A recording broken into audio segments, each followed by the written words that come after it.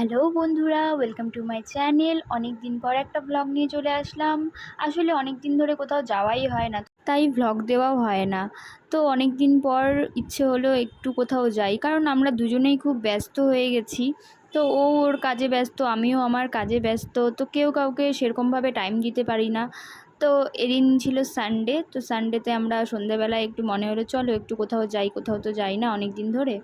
ও বলল যে হ্যাঁ চলো।